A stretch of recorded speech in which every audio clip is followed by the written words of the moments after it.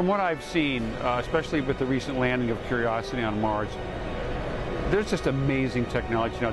The fact that we on Earth can be steering and commanding a machine on Mars so far away is truly amazing.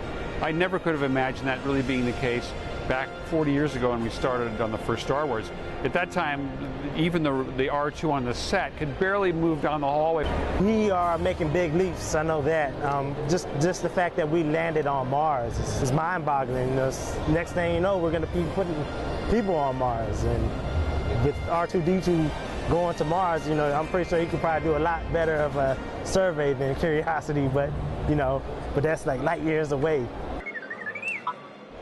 The development of robotics, of course, is a very exciting endeavor.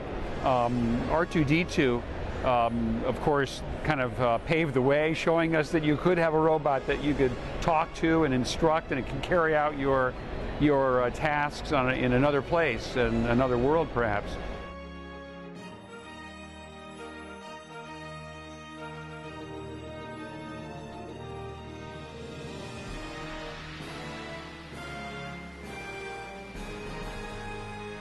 Mars has wind, and of course it has little tornado-like, dust clouds moving about.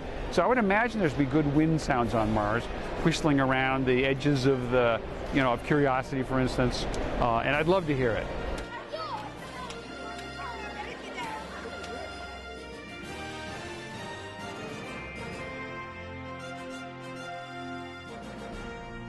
Indoor, definitely, because it's the forest planet. It would be a nice habitat. Maybe Tatooine, because then you can have like a beach, resort out there. You could probably do that. I'd probably stay away from Mustafar, because when people go to Mustafar, they end up losing limbs and getting burnt. So might want to avoid that planet. I love Endor, but Naboo's beautiful too. I mean, the waterfalls.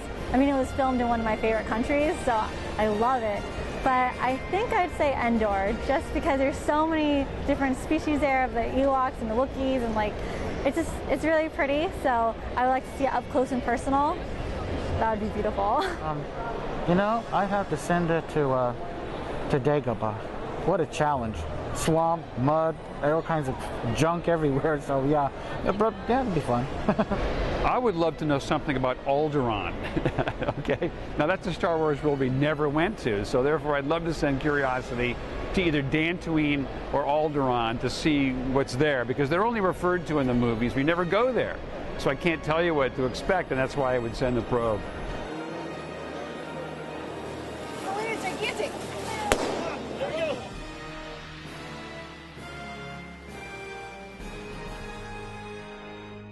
I think good science fiction motivates good science. So when you see something that's like, I'd love to be able to do that, and then you start going about trying to do it. And when you accomplish it, it's like, I did this because I was a Star Wars geek. People see all these sci-fi movies and then they hear about what people are actually doing to try to do things, I guess, similar to that. So I think it just fascinates them that we can do these things that have come out in old movies, and nowadays we can do stuff like this. So I think that really draws people into everything. It's going very fast, relatively. I mean, how long the movie was made, 30 years ago, and a lot of things that were in the movies are coming to reality. Ion drives, they now exist. They did not back then.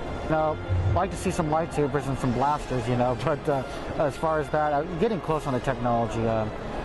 It's there. It happened a lot quicker than some had thought.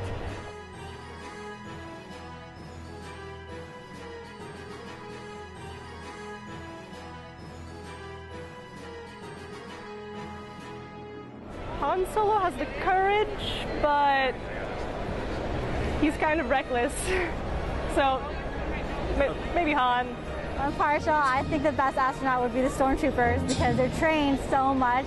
They can do practically anything, so I think that they would definitely pick up NASA space training the fastest and the easiest. And they look really good in a spacesuit. Definitely Darth Vader. He's already equipped to breathe in space. He needs nothing else. He's ready to go. Definitely Darth Vader. Probably Jaina Solo. She seems to be very mechanically inclined, and so astronauts need to be able to fix things extremely fast and efficiently. Clearly Princess Leia. She's the best character in all the movies.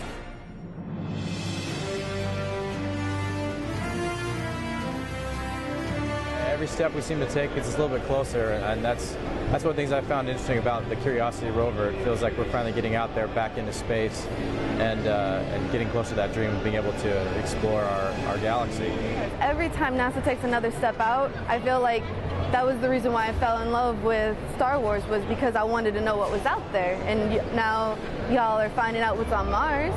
It's like, well, that kind of reminds me of this planet in the Star Wars universe. I think it's because it's a big unknown. We really probably don't know a percentage of what's going on in the universe. It's just huge and it's endless. So it's a never-ending story.